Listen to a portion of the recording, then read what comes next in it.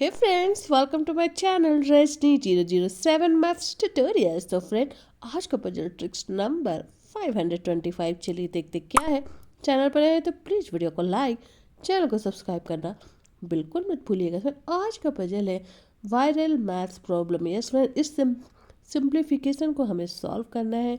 5 option भी है, 6.5, 11, 27.5 की 29 की 34.16। यस फ्रेंड, आप भी वीडियो को पॉज करके ट्राई जरूर कीजिए और कमेंट करके बताइए कि आपके हिसाब से कौन सा ऑप्शन सही होगा।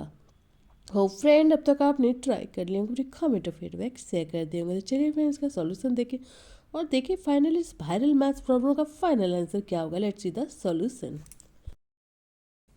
हे फ्रेंड्स, आज का पजल है वायरल मैथ्स प्रॉब्लम।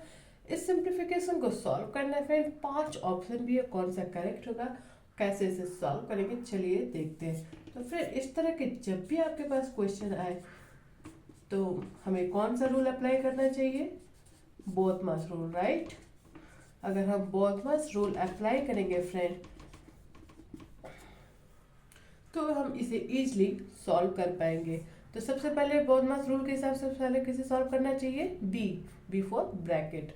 तो ब्रैकेट को सॉल्व करते हैं फर्स्ट। तो 8 माइनस 5 क्या हो जाएगा फ्रेंड, 3, राइट। अब नेक्स्ट स्टेप क्या होगा, अब यहाँ पे आप देख सकते हैं कि डिवीजन है, यहाँ मल्टीप्लीकेशन है। तो डिवीजन को पहले सॉल्व करेंगे, राइट। तो 3 का क्यूब प्लस 4 इंटू 3, डिवीजन को फर्स्ट सॉल्व करेंगे तो यहाँ पे इसे क्या लिख देंगे, 1/6, राइट, लिख सकते हैं। अब इसे फर्दर सॉल्व कर देंगे फिर ये हो जाएगा 2 और 2 से ये कट गया 2 और 3 का क्यूब कितना होता है 27 और यहाँ पे कितना सॉल्व करके बच गया फ्रेंड 2, आंसर हो गया 29। तो यस फ्रेंड, इस क्वेश्चन वायरल मैथ्स प्रॉब्लम का फाइनल आंसर होगा 29 and option D is right answer for this question. तो फ्रेंड, इस तरह के जब भी क्वेश्चन है आपको सिर्फ बोथ मस्ट रूल अप्लाई करते हुए सॉल्व करना है। आप इजीली सॉल्व कर पाएंगे, करेक्टली सॉल्व कर पाएंगे। तो होप कि आपको ये मेरा वीडियो पसंद आया होगा। पसंद आया हो तो मेरे वीडियो को लाइक, चैनल को सब्सक्राइब और बेल आइकन को प्रेस करना बिल्कुल मत भूलिएगा। तो चलिए friends, stay tuned for my next topic.